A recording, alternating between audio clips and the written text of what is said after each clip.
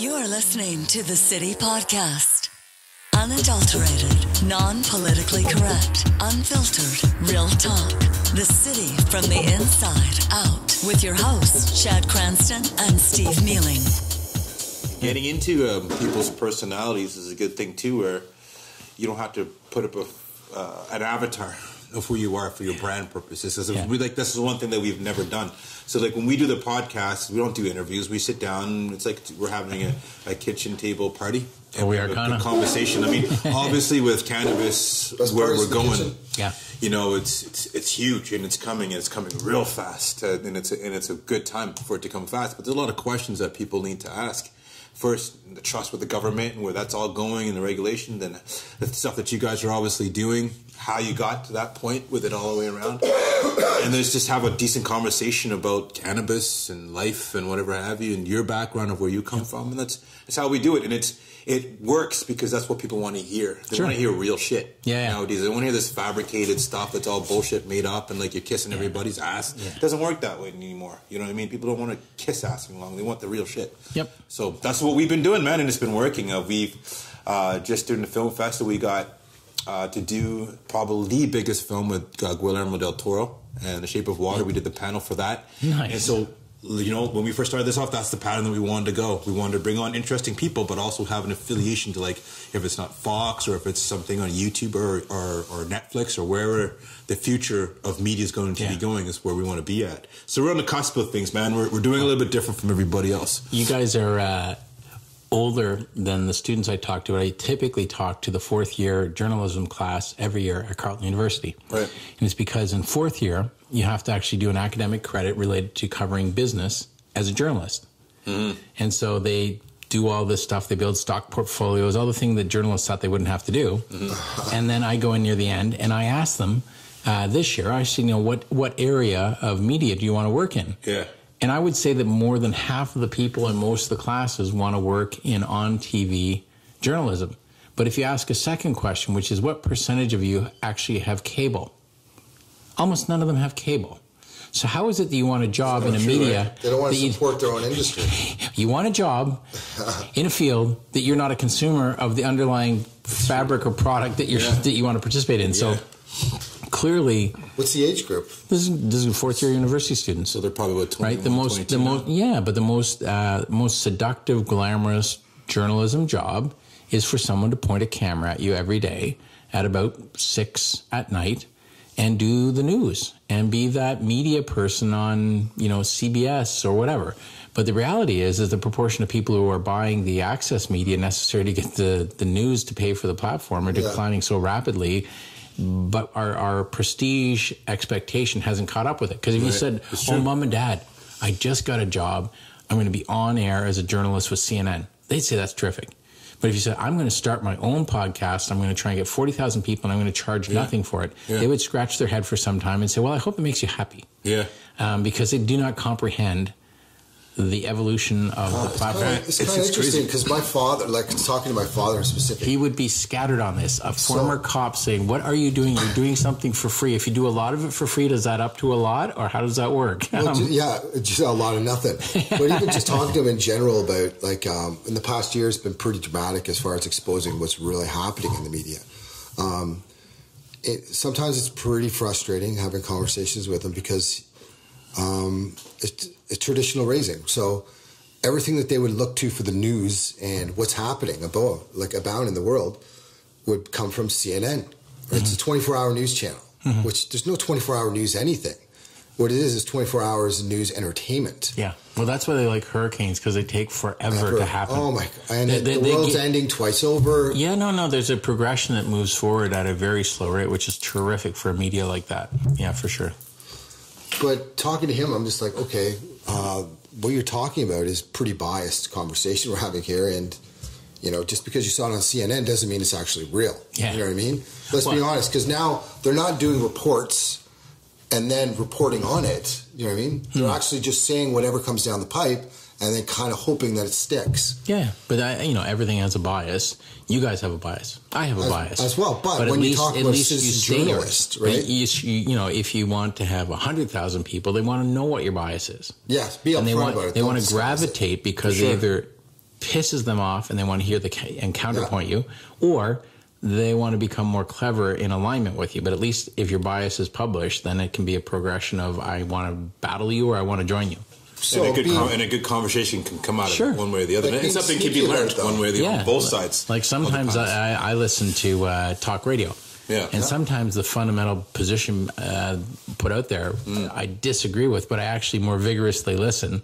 Because you want to know what's going on. And you want to, the mindset. You're either calling in or screaming at your car radio. Right, yeah. And that's where I was kind of pulling back to, is what you were originally talking about, is citizen journalists are kind of the real thing now. Yep. They're the actual news, because they're on the ground, they're at events, they're actually getting raw footage. There's no skew or bias. They're just saying this is what happened. And then their comments can be based on what their opinions or their bias is, but at least you're getting the raw data, more or less. I think so. It's just most of us like to eat at least once a day. This is true. And so there's always this economic conflict between how the hell do I undertake what I want to undertake and how do I get that meal thing that I like. Well, YouTube and podcasts do monetize, right? Yeah. YouTube. But what's happening is they've been demonetizing a lot of center to far right leaning channels. Yeah. Well, especially YouTube. I mean, the podcast, you kind of have to subscribe to it. iTunes, maybe. Yeah, they have. Yeah. Well, there was lowering the ranking. You're right, because there was a podcast that Joe Rogan did with Alex Jones. Yeah, and it was insane the amount of downloads they were getting. It was like 90 million. But it wasn't. Yeah, it was. They weren't charting though. They weren't charting. Rogan even commented on it. Yeah, they suppressed the rating on it. Because it's Alex Jones. Then they don't want to. And it was hogwash talk. It was a good, fun talk of conspiracy and whatever. It was nothing that everybody didn't know. Either like Alex is going to go off on. But that's kind of scary if you're taking the journalistic approach to the last medium, which is podcasting, away so people can hear. It's just entertainment. At the end of the day, it's all entertainment.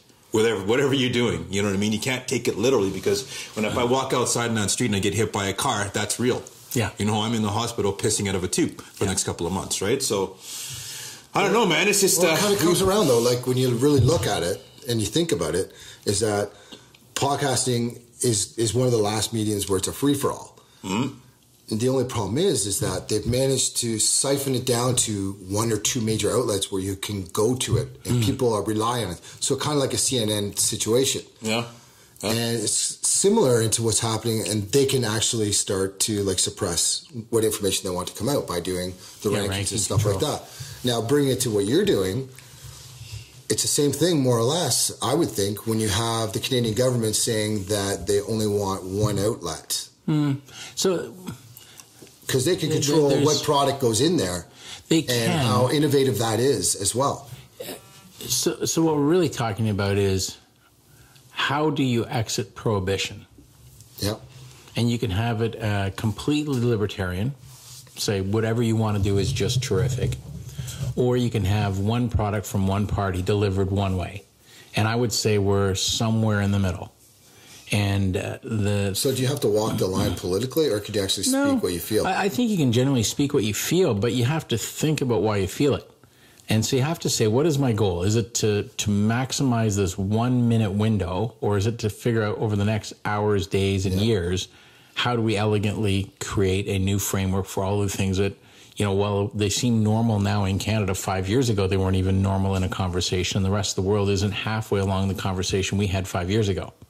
But Canadians kind of had that secret conversation amongst themselves, not publicly, right? Some Canadians. I would say there are far more Canadians who want to buy cannabis in the last half of 2018 than probably bought it in the last 10 years. 2017. No, in the last half of 2018. So next year, about halfway through the year, we're going to make it such that you can go to a store and buy what you'd like. Yeah. And I bet there are multiples of people who are interested in having access to something that the government at a federal level said, we're watching this be grown and extracted, and we're telling you that it's being done right. Mm-hmm. And at a provincial level, they're saying it's validated because the same people who are in charge of selling alcohol as an intoxicant will be in charge of selling cannabis to you. And while the channel may not be as open and free as everybody might like, if that's what you really want, well, you want to have a successful start.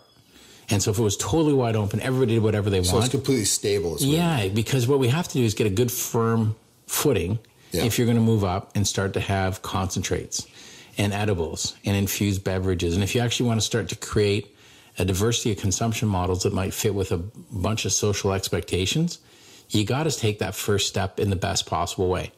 And so the worst possible outcome for us trying to bring this forward is if there was no criteria on what could be made, if there was really limited consideration on how it was sold, the effect would be that you might end up with a backlash against such wide-ranging, potentially chaotic, who knows what happens, that we take 3 steps back.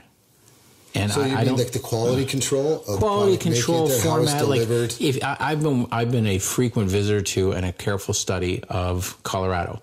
And I would describe Colorado as if you did it an analog to raising children. So if you're raising children, the goal should be to expand the space you give them, but to not give them an unlimited opening. So if you're picturing it as almost like when they're little, you put them in a thing called a playpen, which is about 4 feet long or 3 feet long and about 2 feet wide and has a side about 2.5 feet high. Yeah. Over their life, you try to expand the size of the playpen. You don't just leave a completely wide open, complete chaos, madness, do whatever the hell you want kid. Otherwise, you end up with a bad kid. And so you have to govern this thing and keep giving them more space, but you still have to make sure they understand there are rules, expectations. There's a scheduled time you come home. Things have an operating platform so that the kid actually has a framework. So like trial and error. Right. So they can try at the edges, but they can't say, I can do whatever I want. Today I'm going to steal a car and no one will give a shit. Well, in the cannabis world, I think if we just said you're going to go from prohibition to do whatever you want, there's a risk you end up back in pseudo-prohibition. Because you shock the hell out of society. Imagine the Wild West just gets too wild. Right, because I think you'll find that 68 to 70% of Canadians will put a yes in front of that question, are you in favor of regulated cannabis? And a majority of those people are not consumers. But if we all of a sudden started having shatter and dab everywhere, and everybody's bringing the rig around, and it's complete free-for-all, and in fact, they're not gummy bears, they're gummy, gigantic, huge dosage. Those Death Stars. And they're just everywhere, and they're in the corner stores, and they're mixed and mingled with everything, and there's absolutely no branding on stuff, and there's no data on stuff, and you can see where I'm going, right? Like, if you actually want to exit and succeed, sometimes you're better to have a little restraint. So do you like the trickle idea or the steady stream? Yeah, I think you got to think of it as building blocks. Mm-hmm. If you get the first steps right, the chances are that you're going to expand and accelerate.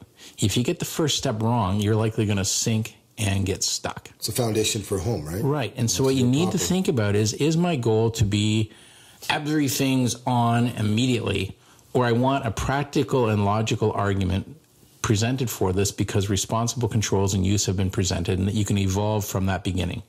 And I think for everybody who's involved, they actually aren't thinking it fully through. If they say we should have absolutely only the private sector and you shouldn't be told what format you can make and it's a plant and you can consume it any way you want and, the effect would be, I bet, 2 years out, if you did a survey, how many people would say they're in favor of it? Wouldn't be the same number as today. A lot of bad experiences can happen that way. Right. You want to have an on-ramp for society that isn't so aggressive and threatening that they get turned away. But at the same time, then that's like the libertarian approach is less hands-on, right? Well, no kitty gloves. So in other words, there are children that do grow up without those restrictions, and they go out and they're the ones that go out and find the world a wonderful place and bountiful, and they travel the world and they come back and they've got great stories. And they invent stuff. Yeah, and I'm not saying any ideology works, but if you're trying to bring everybody with you, if this is a whole societal change, if this is an exit from something that was prohibited to something that's going to be governed, to jump from prohibition to libertarianism and completely ungoverned, I suspect we'd shake a whole lot of the people off that we want to bring along with us. And so that's the Canadian way. We kind of like. I joke when I'm doing presentations around. I do a lot of presentations in different geographies and countries. I said, one of the ways to catch a Canadian is to start forming a lineup because we'll jump in it. And that's right. We like to be governed. We do. Yeah. But so then let's recognize that we are doing this in Canada first, and that the rest of the world's watching how we do it in Canada. And if we actually do it in the way that the Red Mountain uniform and the cold mountain peaks and all the stereotypes of Canada, which tend to be, thank you, please, I'm boring, I'm super polite, I'm organized, I like order. You go first. No, you go first. Yeah, no, I've held the door for you. I insist you go first. Yeah. If we actually recognize that's the platform we're bringing this through, then follow the I'll call it the social norms of Canada. Like we delight in lining up at liquor stores. And we bitch and complain about them, but I have yet to see a placard held by you in front of the liquor store saying privatize. Yeah. So reality is we complain about the weather, we complain about the liquor store, we complain about our taxes, and then we put a coat on, we go to the liquor store, and we pay our taxes. Yeah. And so... and you vote the same person back. I think that the best exit from prohibition in Canada so that we can actually be a global example is to not do what other jurisdictions like Colorado, even though it's federally illegal, what they're trying to do is put the pen back around. And then they're causing other states, right? Go to Massachusetts. You know what their governance says on edibles? You cannot make gummy bears. You know what they make? Gummy squares. Yep. Now, I'm pretty sure the square and the bear aren't accidentally rhyming words, and that I think the coloration and the sugar coating on these little sticky things in Massachusetts might have the same appeal to the demographic that the bear was not supposed to have to. And if we actually want Canada to stay on board, we're going to have to sort of think through governance of format, form factor, flavorings, so that we actually don't shake off a bunch of our supporters. So can I ask you a question? Was this kicked off on a social aspect when all these rules and regulations were coming about? Because there is a medicinal side that's super beneficial. Mm-hmm. That somebody like myself, ridiculously, Steve, that look at more than just the social aspect of it. When my shoulder went down, this guy got me the gummy bears. Man, my life changed. I didn't need to go get surgery. You know what I mean? I could calm down. I could sleep better. There's so many things that happen that I'm like, I don't need to drink as much to alleviate pain or whatever have you, or take an Advil. Yep. Well, but I think that avenue, and a lot of people, it's a bit of the, what's the news media covering? What's the shiny rock reflecting? Everybody's talking about access, adult access. Mm-hmm. But the reality is I think that because of the steps and processes of defining which indication, so what is the medical problem that we're trying to solve? Then which combination of the types of cannabis ingredients that we have will best respond to that? And then maybe what's the best delivery mechanism? So maybe immediately if you throw your shoulder out, you have sharp radiating pain. So that may be something where you need a method of inhalation, but maybe not combustion. Then so you can sleep at night, you may need a gel cap, maybe with a time release. Yeah. And then after a few days, maybe what you need is an ongoing topical cream that resolves or remedies. Amazing, right. All CBD, high in CBD, low THC. Well, but I don't know. So you say that, he may have a different view. What we also need to have is a protocol and method that has been used for almost every other medicine, which says this is the problem we want to resolve, and we're going to use a variety of placebos and actual deliveries, and we're going to record the efficacy, and then we'll be able to make a claim about which indication is this helpful for. And when we do that, we'll have done some of the best work that can happen for cannabis advocates ever. Who can afford to pay for that? Let's be honest, it's not cheap. Canopy. So we're doing that right now. We filed a bunch of the research plans so we can do that. And the reason we're doing it is it makes me a bit nuts because for the last 5 years, I can't tell you how many times I've had people say to me who are professionals, could be medical individuals, they could be doctors, they could be but there's no research showing that it's effective. And it's kind of your question, who could pay for that?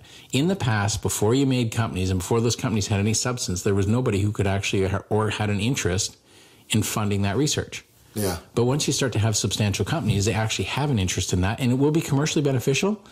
But that's not because we'll control every aspect of it. It's because it'll actually be able to be presented as an opportunity to use something other than the other medicines. So is this research, once the research comes to head and you can approve whatever your findings are you going to open that up to everybody else? Well, then what follows. If you look at it and you see a topical cream because you think you have pain, is there one topical cream or are there 10 that you compete? So what you'll find is when you create a category that has research, you're going to have a whole bunch of people join in that category. The person who does it first has an initial advantage, but they don't have an endurable, there is, for everything we have, for the most part, there are variants that target the same thing and follow similar paths.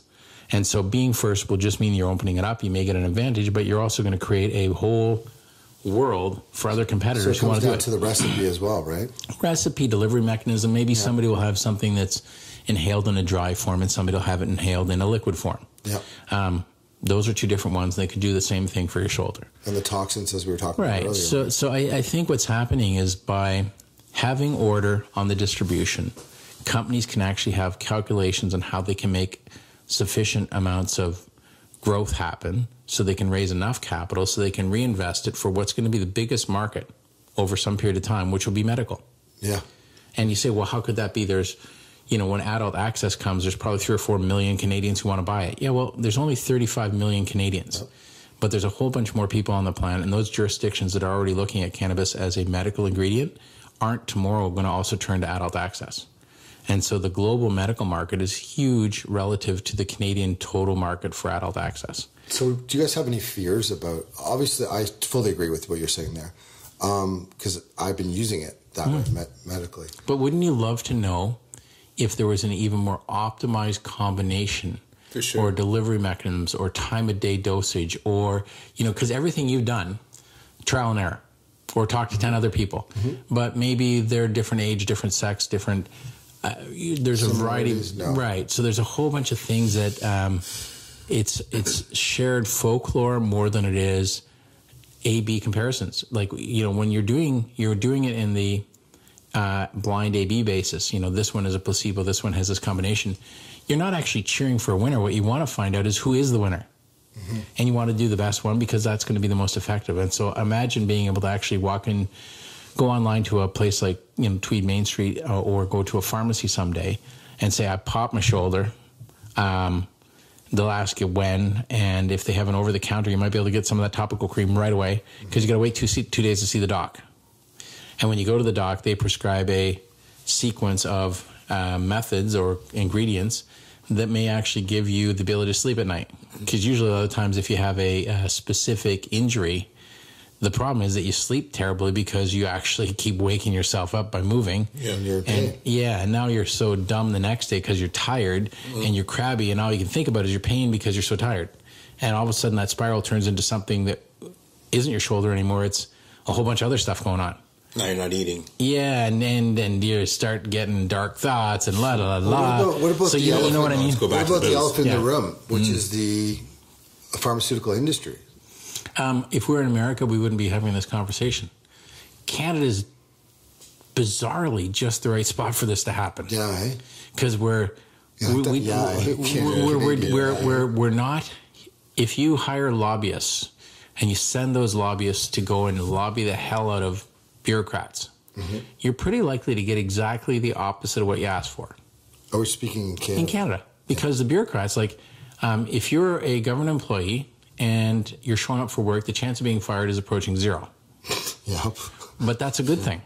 And the reason it's a good thing is they're going to do their job despite pressures from all directions to do whatever other people want, because their chance of being dismissed for just doing their job whatever way the department thought is 0. And so in Canada, I don't think the pharmaceutical lobby has nearly the effect it would have in, say, a place like America. And I think that we have a government that most people use the wrong phrase. They say that, in 2018 in July, the Liberals are going to legalize access to cannabis. That is not true. Access to cannabis was legalized in Canada in 2001 through a Supreme Court decision. And that was for medical, right? Well, it was legal access to cannabis. And the on-ramp criteria was medical, but we've had legal access to cannabis since 2001, which made us the second country in the world to have that. And what we learned during the duration of 2001 to 2013 were a whole great number of things about public policy. How do I govern growing it? How do I govern delivering it? How do I govern getting access to it? How do I govern, you name it? The bureaucrats and the members of the society who were using it learned a lot. So then they made the next generation policy, which was in 2013, which was the underpinnings of creating this thing under which Canopy operates. And what that did is created the ability for companies to become large enough that they can actually fund clinical trials, that they can fund, methods of looking at extraction, creating formats of product. Because if you look back at things like the end of Prohibition in America, you probably wouldn't think of it, but you can, I would argue, attribute the invention or the delivery of canned beer to the ending of Prohibition. You say, well, what the hell do they have in common? What they have in common is that the companies got larger, and in order to make sure their product was sold and that the illegal beer in a big barrel wasn't sold, and that it was in a format that consumers wanted, which was not necessarily a big barrel every day. They wanted to actually be able to put a can in a bit of ice water and have a nice cold beer sometimes. And they wanted to be able to transit it and keep it from going bad. And you think about all the things that start happening with canned beer versus a keg sitting in your kitchen. they had to put a lot of money in. They had to invent these things. They had to get, how do I get the pressure into it? How do I keep it actually carbonated? All this stuff happened. And so I think what's going to happen in cannabis and in Canada is that the formats of consumption are going to appeal to a much broader demographic, because we're going to actually be able to take time and thought and capital and invent ways that this just becomes a more generally accessible, not smokable, not necessarily a gummy square, but something that probably people say, well, that kind of actually is the sort of thing we could have at a dinner party at someone's house who's 54 years old and she owns a Gucci bag. Yeah. So they like gummy bears, those ones. They love it. They do. As long as they're locale, because the Gucci bag tends to associate. They want branded gummy bears because they didn't buy the Gucci bag because they don't love brands. Brands tell the world who they are. So they're not going to have just a bag of shit. Now, the second thing is they want to not get fatter, because if you got a Gucci bag, you actually have a perception of yourself that has a certain amount of vanity. And so you're going to want that, and you're going to want uniform response, because you're probably a fairly controlled person. The fact that you made enough capital, made the decision to go to the store to buy the Gucci bag, and that you're showing up on Friday night at somebody's house with a Gucci bag says that I actually am a bit controlled. And so they're going to want, they want every day to be the same if that's what they want. And so that's exactly what you got with but it comes right back to the fact that they thought that there's a brand that represents them, and there's a process that creates that brand and delivers a product that is what they want. And it actually doesn't cause them to have any of the negatives that they would associate with bringing you a six-pack of beer. Do you see in your mind's eye that Gucci bag with a six-pack of beer in it? No. She's not wheeling around the corner with that, is she? No. So you need to think about, how do we make that person comfortable with the structure? And so there's a whole bunch of stuff that starts to happen in your mind when you start thinking about, can she afford to pay? Gucci bag's not free. Bet there's some money in it. So that's where the thing, I think, starts going. It's an interesting concept, the whole idea of, like, I'm really into the medicinal side of things. I've been a CBD user for probably 5 or 6 years. What are you trying to achieve, though? What's your just daily doses inflammation? Keep the inflammation low. Right. So if you can have it as an anti-inflammatory, imagine being able to run trials now to say, like, if you can figure out it works. It works. But then the question is, would it even work better with a different profile of other ingredients with it? 100%. Right. So you talk about CBD like is one of how many known cannabinoids are there? Yeah, well, the list is long, and the interaction and the entourage effect is unknown. But in a sense, it kind of becomes almost like biotech for dummies. Because if you feel that you're getting that response, and enough of your cohort feels they're getting that response, it probably is true. Now, can we optimize the combinations? Can we optimize the delivery method? Like, is it better to be frequent and short-acting, or slow release and long-acting? Yeah, I think your daily dosage is that one there. Right, but what I'm saying is there is always going to be an opportunity to take the anecdotal evidence that people feel this gives them benefit and turn it into a specific variety of considerations. 100%. That actually becomes something that the evidence will say this should work for people who have these objectives or indications. And when we do that, I kind of think it's a big deal, right? This is the path that Canopy Health is on, to try and do that for a variety of indications. And when you combine it with different, like an indica, it's a different effect, or a sativa, or a hybrid. What about other medical ingredients? So there may be... That's the fear that I think a lot of people are talking about. Those, like, if it's going to be governed by the government and they're making hybrids of it, what are they going to be? Alcohol is very addictive, as we all know. It's probably the worst drug out there, other than the one that are getting a higher fentanyl. You know what I mean? But that's the one that it's the worst one. The government directly sells you to choice. Yes. Right.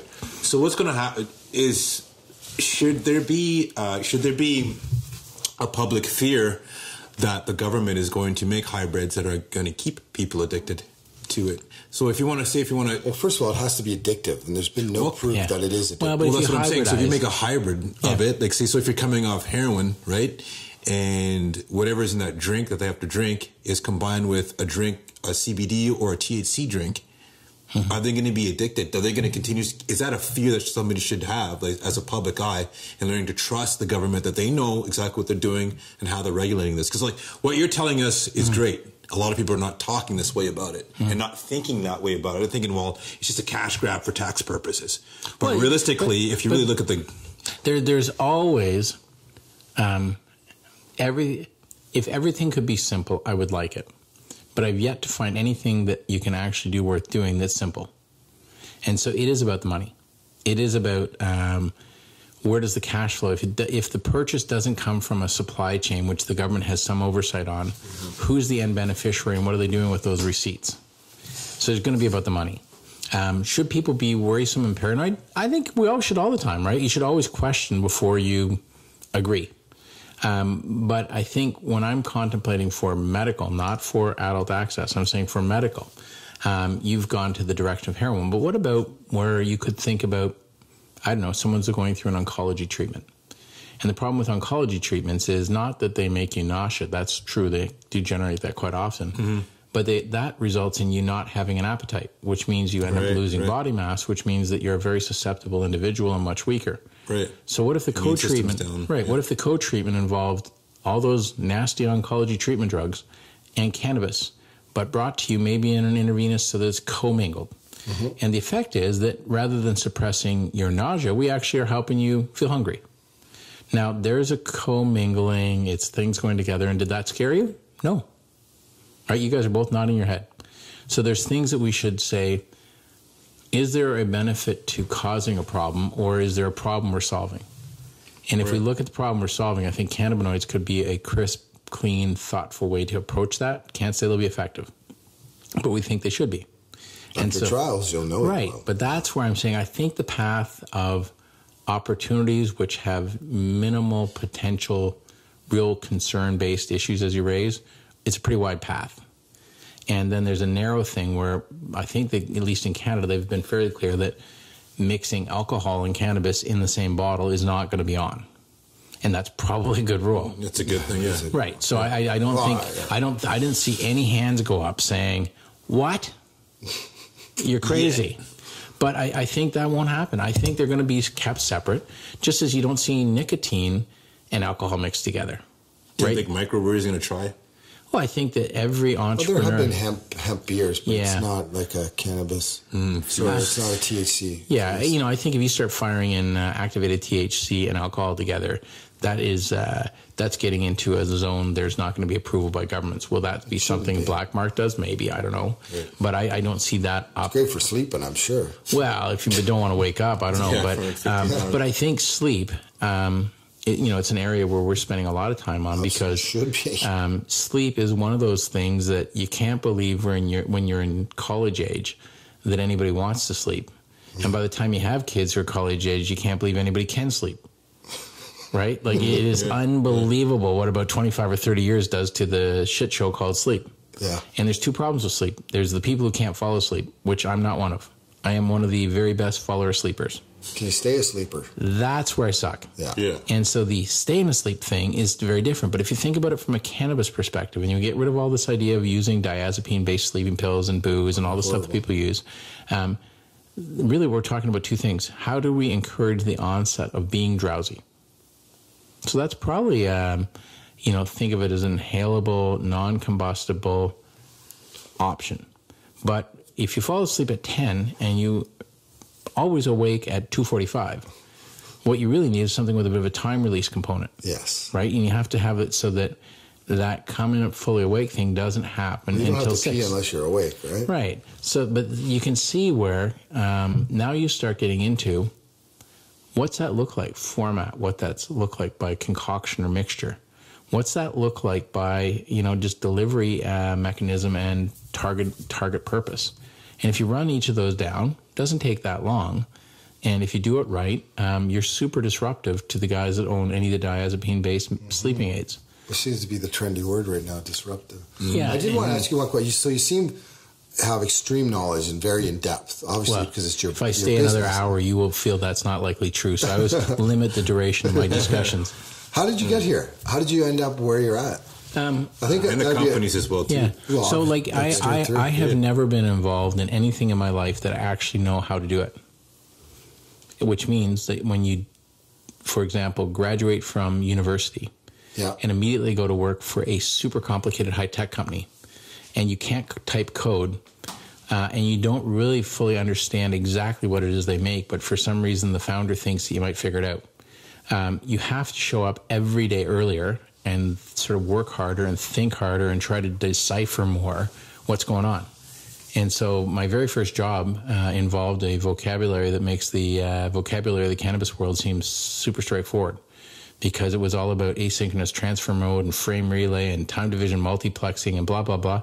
Well, you know what? When you actually get to the bottom of all that, all of these fancy acronyms describe really simple things. So asynchronous transfer mode is the way data moves around. And I say that now, but really if you picture in your eye a sequence of train cars that have a specific number every time, and that the way that they arrive at a station, they have the capacity to reorganize themselves so the first one doesn't have to arrive first, but it knows when it gets there to go to the first spot. It's like nanobots. Yeah, well, when you can kind of picture that and figure it out, it gets a lot easier to figure out how everything else works.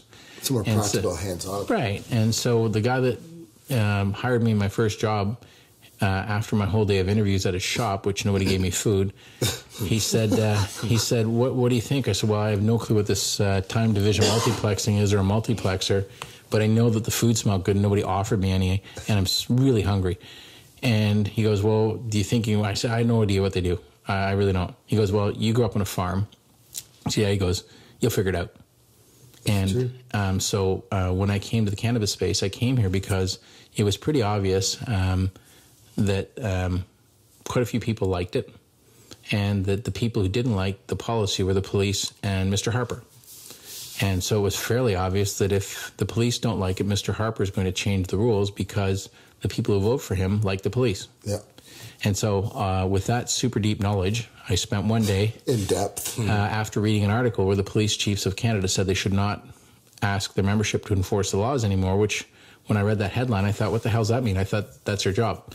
And so with that sort of introduction, I started looking at to say, what's the policy going to look like? And the policy is going to look like a platform where if it's going to be broadly available, it has to be in large volume production. Absolutely. And I thought, being a tech guy, what I'm pretty good at is creating stuff that means you can keep track of stuff.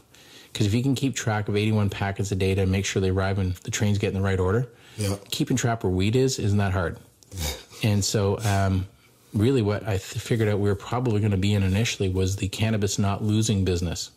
Because if you're governing our business, you really care that the cannabis doesn't disappear. Yeah, it's vital. Yeah, well, that's there's this thing called chain of custody. And if you do not know what you have, you do not know where it is, and you don't know how to find it if it's gone, that makes you very unlikely to get a license to run a business that they're doing productions of large quantities of stuff they want to govern. And so I started because I thought, we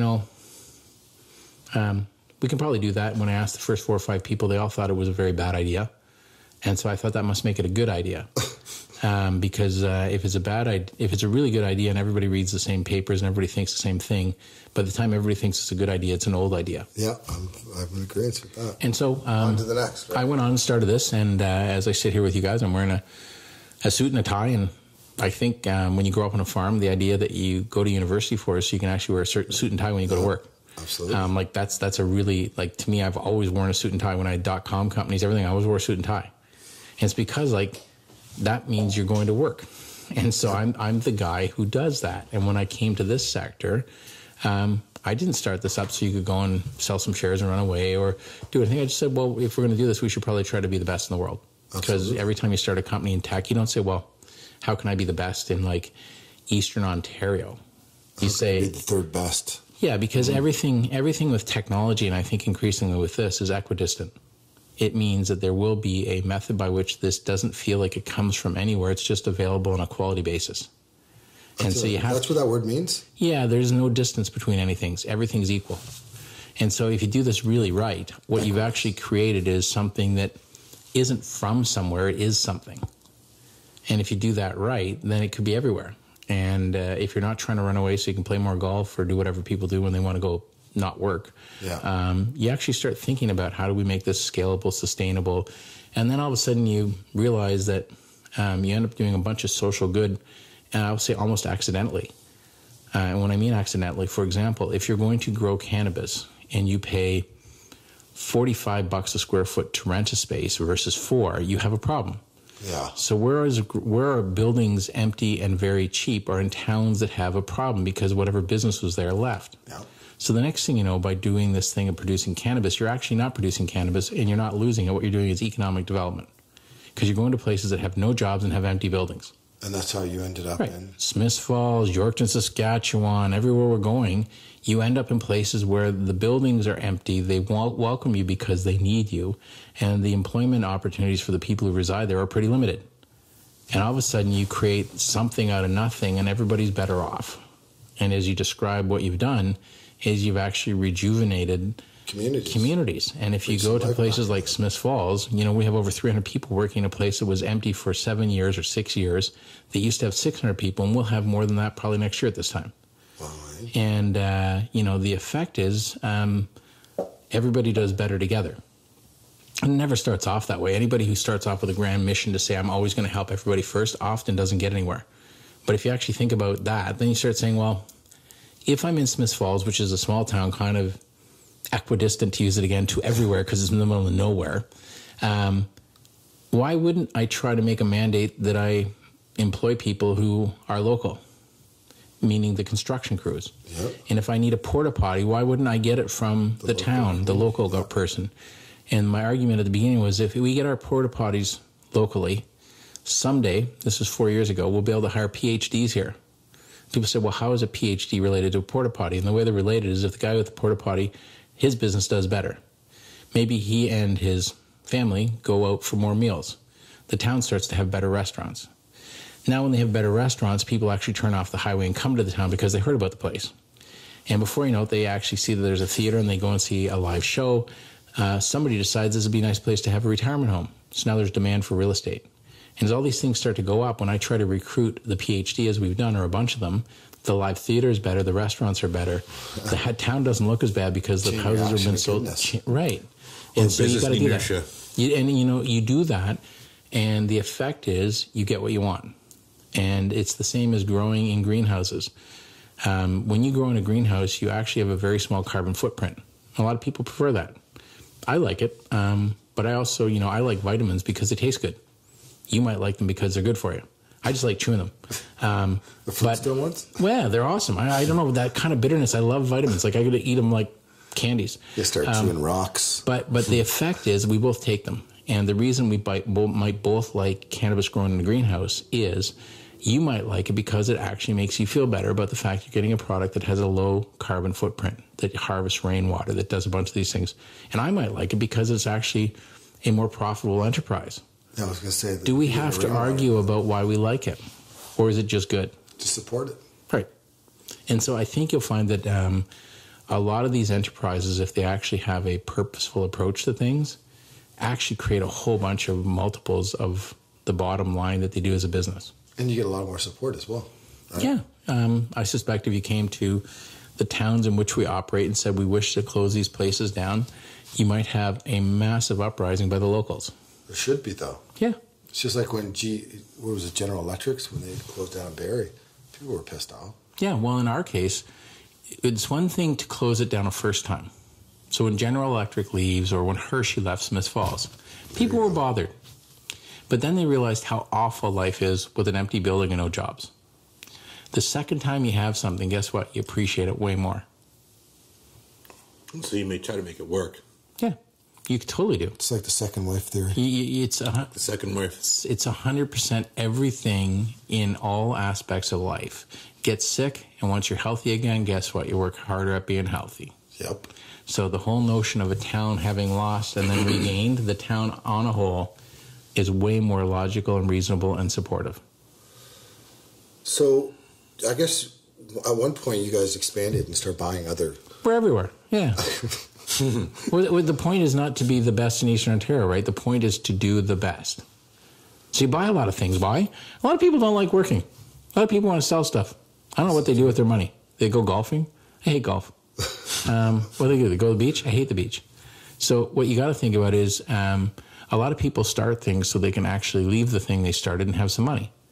But then there's an irrational cohort of people who actually really like running things and building things and creating things and expanding things and leaving their footprint and having I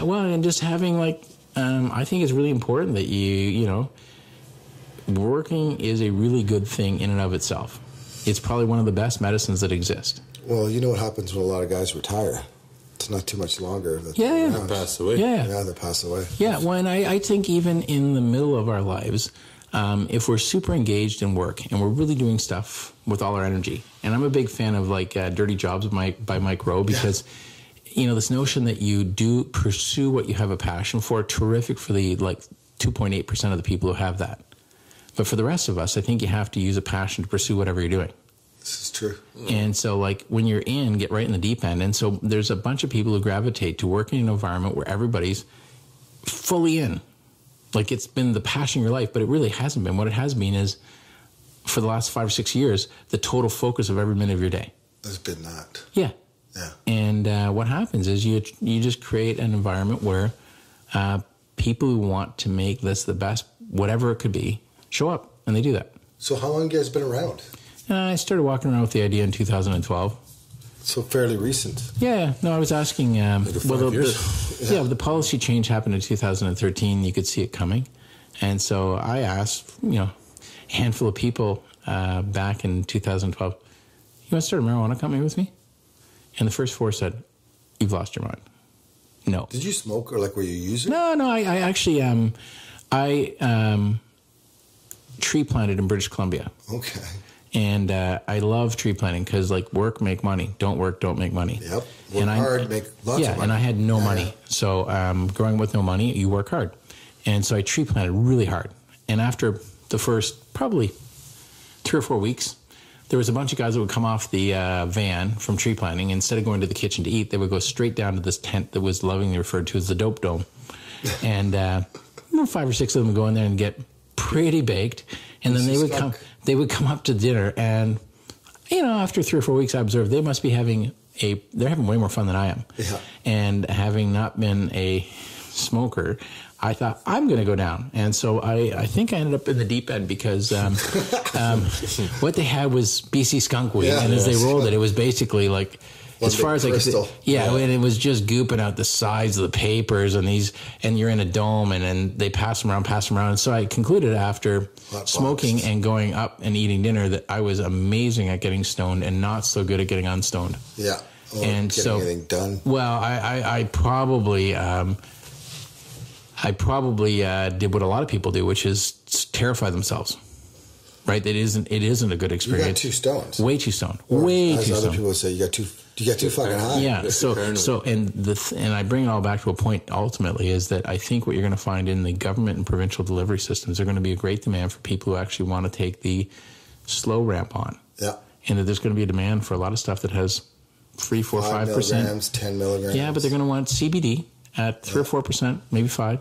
Which a lot of people don't know. What does that do with the THC? Well, and they're going to want THC that's maybe 11. Down. Yeah. Mm-hmm. And I think you're going to find that there's going to be a societal demand for that is far greater than anticipated. Everybody thinks that people are going to be looking for the 22 to 27%. There is a category of folks that want that, but I think what you're going to find is that more gradiated, slow on ramp will be popular. So it'll for sure be with me because I do not need the Dope Dome experience again in the next. I have one of those in Jamaica. Yeah, where are you going? I was up in there, and I remember we were having dinner, which involved chewing food. Yeah. Except my food, I kept thinking had quite a few rocks in it. Right. And dry. And dry. Good Lord. Yeah. And so I went. I have no idea how they're having such a great time because I am dying of dry throat, dry mouth, and rocks in food. Well, we're in 2017, right? So there are apps you can get like Leafly where you look up your strain. But what you really want, you really, really, really want is to go into a store where at the point of sale, they have how strong will this be? How familiar do you need to be with the product? Because even when we introduced oils on a medical basis, you know what our primary message was to the patients we had? Go slow. Dose low. Yeah, dose low for sure. Every day reminding everybody because you know what? You just need to feel your way through it. And I think when you go to a point of sale that actually has guaranteed what's in the bottle or in the jar is exactly what's promised. It's been tested through and through. That there's tear sheets and URLs and places that you can actually get information or people you can phone like a customer care center where you can say, you can ask your questions. I took 2 of these. Am I going to be all right? Yeah. You'll be fine, bro. Or before you do. Eat some oatmeal. Before you do. I'm going to a comedy club or a campfire might change what you want. Yeah. Well, that's what I was saying with Leafly. It'll tell you. Right. I don't know if you've ever seen the app. Yeah. No, I have. What I'm saying is at the end of Leafly is still a supply chain that may or may not be true. Mm-hmm. So Leafly is a great piece of software, but doesn't connect necessarily to the reality of the product. It will here, though. Here it will. Yeah. Absolutely. And I live in Canada, so I refer to that. Yeah. Americans, not their own devils. Yeah. Anyhow, that's a lot of meandering. I don't know how long of a chit chat you need. Oh man, we have another study. You gotta go. We have another. Oh no, we can do 15 more minutes. 15? Yeah, because I always have 10 more things I gotta go to. I got a lot of text messages, and you can hear my phone buzzing because I told people I'm going to be on it. And there's a lot of different directions that people want to know what's coming for the future. Stock options and that kind of stuff, when this is a good time to buy in on the kind of stuff. I mean, it's obviously can't give some insider trading, but let's just stop and think about stocks. So our company is publicly traded, and is it in the U.S. as well? Well, it's not sponsored by us, but people can set it up so it trades on these pink sheet things that really they're ungoverned trading sites. But more importantly, the way that structured it is, if you work at the company, you are given something when you join called options, which means it's the option to buy shares in the future at today's price. And the logic is, if we all work hard together, we do a good job, it should be worth more. For sure. And it doesn't matter if you're Vic doing the cleaning in the building or the most senior person, everybody gets options. I'm not saying they all get the exact same amount, but they also don't get the exact same salary.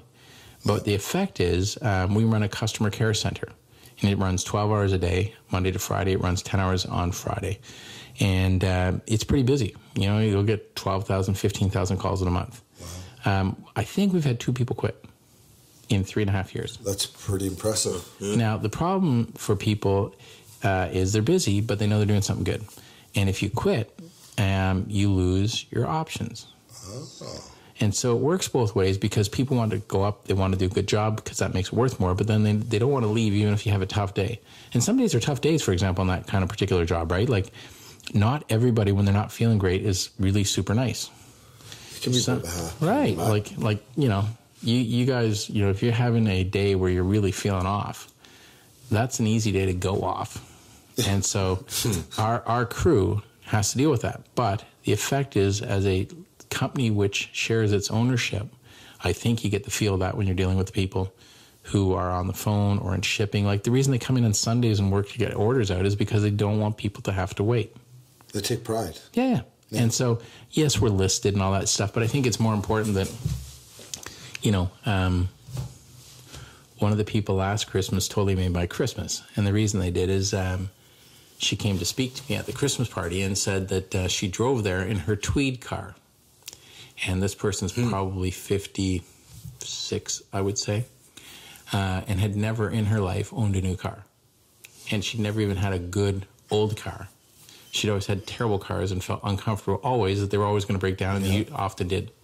And that the first time in her life she was able to afford a new car was because she'd been working for about 2 years in our customer care center, and some of her options had come in, and she could actually cash them and buy a new car. Wow, good for her. Yeah, and that must have made you feel pretty that was the best Christmas thing I got. Yeah. That was awesome. That was why you do it, right? Because you have to fight with shareholders and boards and everybody who says, don't hand out the company. Well, you're not. You're actually making the company. They're earning it. Yeah. But I think that's the sort of thing, when people are investing in the marijuana thing, I think they should actually look at all the participants in the company being treated in some reasonable, equitable way. Or all the people who are working hard to create this actually getting a chance to have some future gain. Because it's not just about somebody plunking down some of their hard-earned money, $1,000 to buy stock. It's really about where is the money going and how is that place governed and who are the beneficiaries of that. It's always interesting, actually, when you have the employees in a situation like that where they can fully benefit from their hard work beyond just a regular paycheck as well. Yeah, I've never... The loyalty, I imagine, is through the roof, right? Since 1992, when I became employed, I've either worked directly in or created companies every time where everybody got shares. And it works. You've been working that long? Yeah, man. Very interesting. So we're probably the same age then. Oh, yeah. I don't know. I'm pretty old now. Are you older than dirt? Yeah, I'm 51, but I'm pretty high mileage. Close. I'm pretty high mileage. last week I was in, a week ago on Friday I left, and I was down to Oakland to present at a cannabis conference out there on a panel and another presentation, and then zipped over to Baltimore because I had to go to an event, and then up to Toronto and out to Calgary, do a presentation at the Association of Liquor Store Owners of Calgary, or of Alberta, and including to the Minister of Finance, who was in the audience. I think found it informative. And then back over to Montreal, and then down to Halifax, because 2 years ago, St. FX University asked if they could do a case study for their undergraduate students in business on this. Pretty cool. And last year, I talked to the class via Skype, which is horrible, because Skype allows you to see directly up somebody's nose, and it's got very bad jitter, and I really dislike Skype. And I told them that last year I promised I would come down this year and present to the two classes. And then all of a sudden the reality hit, which was I had to be down there for last Thursday because that's what I'd promised. And I don't know if you've ever gone to St. FX University. It's really not very close to anything. You fly to Halifax and drive 2 hours out into Cape Breton. Wow. Present to the class. Then you drive back to Hamilton or to Halifax and get back on a plane and come back up to Toronto so I could spend Friday here. Beautiful, though. Well, the airport's lovely. It's out in the middle of nowhere. And then what do you go out to? It is a long drive, too, actually. And when you're going to Cape Breton, you need not come into Halifax because it's the other way from Halifax. No. And I only give you that in that I think you get high mileage by doing these things, but you also get a lot done by doing these things. And so you must really love what you're doing, then. I love everything. That's kind of what I love everything I'm doing. You have to, right? Anybody who goes to work driving more slowly to work than they do driving home has the wrong job. You should be excited in the morning. You should wake up. You should be excited. You should be thinking about what you're going to do. Yep, and you should probably get a speeding ticket on the way to work. Not on the way home. Right. And get up extra early on Monday. Yeah. Like if it's not firing you up, get fired or quit. Fire something else. Right. Yeah. But you know what I mean? Like you should probably from time to time get a speeding ticket on the way to work. Not because you started late, because you want to get there. This is true. So let me ask you a question. If you go back on the commercial side of things, Bruce, what kind of myths is Tweed going to dispel for those? So, for instance, my mom has been diagnosed with multiple myeloma. Ooh. Yeah, but she's been low doses. Yeah. So I'm trying to figure out whether the chemotherapy, in combination with a probiotic, combination with a CBD to reduce the amount of inflammation she gets from when it triggers off, is a good thing. But she, because of religious background, doesn't believe, and it's hard to explain to somebody about CBD and what it is. She's Jamaican. She's seen a lot of weed in her life, and that stigma of ganja weed, and you know what I mean? What kind of myths are you guys going to be dispelling for that aspect of commercialization? You know, she probably won't listen to you, and she probably won't listen to me. You know who she'll listen to? Her doctor. Yeah. And so it all comes back to turning this into form factor education. So as an example, we had absolutely no product for sale on the 1st of April 2014, even though that's when we were permitted to sell. But we had 8 people going to visit doctors and educate them. And we had the first continuing medical education certified program. So if you're a doctor in Canada, you have to attend a certain number of these to maintain your accreditation. So we had that first course, and we've, I think, now visited on or had about 30,000 doctor interactions over the last 3 or so years. Now that you get to things like gel caps, and now you start getting into trials, she will maybe in the next year or two come to you one day and say, you know, my doctor told me I should be using, and it'll probably be about 80% of what you've been working on to get her to use.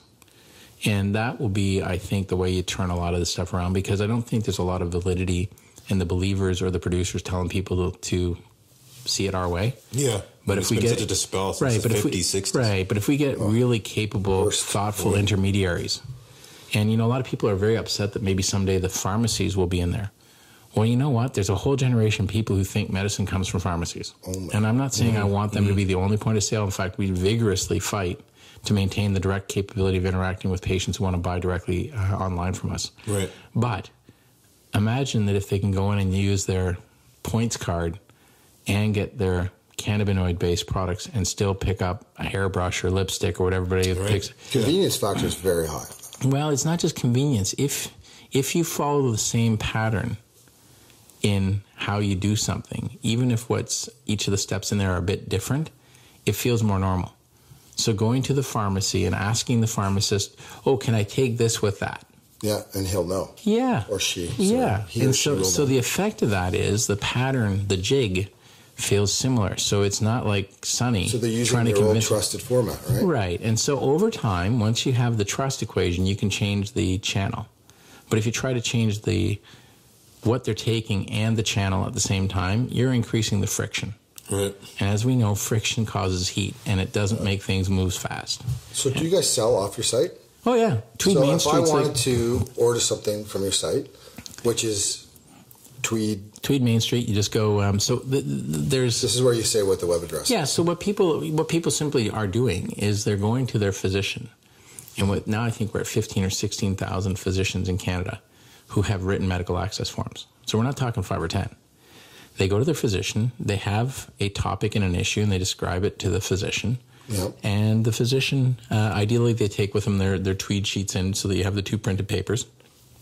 They give access based on the discussion. And then you go to Tweed Main Street and tweedmainstreet.com, and you simply register. So my doctor, this is for people who don't know in the walkthrough, right? So I'm going to print out what sheets from where? You just go to tweed.com. They have they become a patient. There's a button you click. You got tweed.com? Yeah. There's applications that you can print off. That's hilarious. Right? Yep. And I take those applications. You go to my a doctor. My doctor signs off on them. Now, what do I do with them to you? So you simply there's a 1-800 number, or you register them by emailing them in, and we register your address, your doctor, we verify. Mm-hmm. And the reason people do this versus going to a dispensary is our product is tested extensively. 62 considerations for pesticides, which have been an evolving thing with Health Canada. 11 attributes on what's in it and what's not in it. So everything from testing to make sure biological activity is below a certain threshold to making sure there's no heavy metals. And so we put those tests on, so what goes in the jar is correct. When we make extracted oils from it, exactly what's on the label is exactly what's there because it's a third-party lab that's confirmed it. And when people go to that step of getting it, our average price couriered to your address of our product has been between $7.50 and $8 a gram. Which is considerably lower than dispensary prices. Correct. And what you're getting is actually what is on the container. And if it works for you, you can expect to have a continuously available or nearly continuously available, reliable supply of the same product. So once they've registered with you, then they can continually order through you. For the duration of their script, right? So if you go to a doctor, they don't give you a 10-year prescription to blood pressure pills. They give you 1 year. Mm-hmm. So you might end up with a 3 month to start, and they want you to come back and see how it's going. Yep. And then they'll add another 12 months. So do people, is there weed cards in Canada, or is that in the States? Yeah, so we provide each of our patients with a card. The card has a place where you put a sticker on, and if a police officer interacts with you and says, are you a legal patient? You produce this, you show the sticker for the period of time, and you have the product.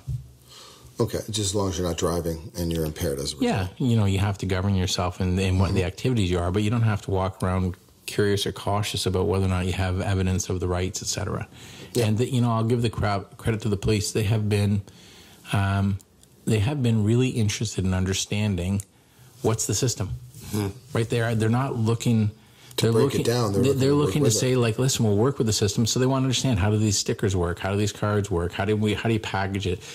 How do you make sure it doesn't get stolen in the delivery process? Stuff like that. Yeah, that's a great question. But, it's delivered to your home in a package that doesn't say on the outside who it's from, because that would be pretty dumb. Now, do you use Canada Post typically? Yeah, I was just going to say. And the reason is, suppose you're not home. The Canada Post depot is around the corner somewhere. They're bonded. Yeah, but you just go around the corner. There'll be a pharmacy or a corner store that has their depot, and you pick it up there. Yeah. When we use some of the other couriers, the problem is not getting it to you. It's when you're not home, and then you have to go to like North Markham. Yeah. Oh, where you are right now, if I asked you to go up there, you'd be like, well, are there bears up there? Like, I'm afraid, because if I go north of the 401... I don't want to do traffic. It's what you really be got to steal. Yeah. If I try to get you guys going north of the 401, like, you're terrified. There's wild animals and stuff up there, right? Might get shot. No, I think you're more worried about, like, there could be moose or stuff up there. Who knows what's up there? You're from south of the 401. Yeah, it's true. I'm not afraid of moose. I like moose. Yeah. You know where you get moose meat from? Off question. No, why would you want? Because I've been looking for somebody to give me. I think if you go to Newfoundland, that's primarily the meat. Newfoundland, yeah. Very sound. Very sound. Anyhow, guys, I got to wrap up so I can go do other activity centers. Awesome. Yeah. Well, plug your Instagram. You got all the good stuff on there too. Plug it in. Okay. Your social media. What is your social media? So our whole world lives on the Tweed brand right now as we're advancing toward adult access. So if you look at Tweed on any of the channels, we're there. And what we try to make sure is that people, our demographic goes from older than all of us to younger than all of us. So it spans the spectrum, but Facebook has been quite good to us. We will say that Instagram's been a bit interesting in that all you have to do is have one complaint from anybody who doesn't matter, and they keep taking you down. Really? Yeah. And there's so many other people smoking weed. Yeah. Nude pictures. Yeah. Just targeted, yeah. that's all. Yeah. Twitter should be good. Twitter's been great for us, so the whole Twitter handle on Tweed. So it's been, social media's been helpful for us. You know what's most helpful is when our patients actually become activated and speak. Yeah. And so whether it's reviews or, we're the first to acknowledge that when we began 3.5, 4 years ago producing cannabis, we had to get genetics from everywhere, which meant we had to do our phenotyping, which meant we had to get into a whole bunch of stuff. But where we are now, you go to our store, it's pretty full.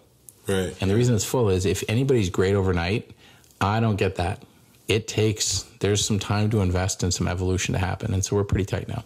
Awesome. Well, great Chip. Thanks, guys. Thank you very much. Actually. Hey, man, could you come on next year? Obviously, things are progressing, so we'd love to have you back and talk some more. You should do an in-building session right in our front lobby of the old Hershey factory. That's not a bad idea. That'd be worth it. That'd be awesome.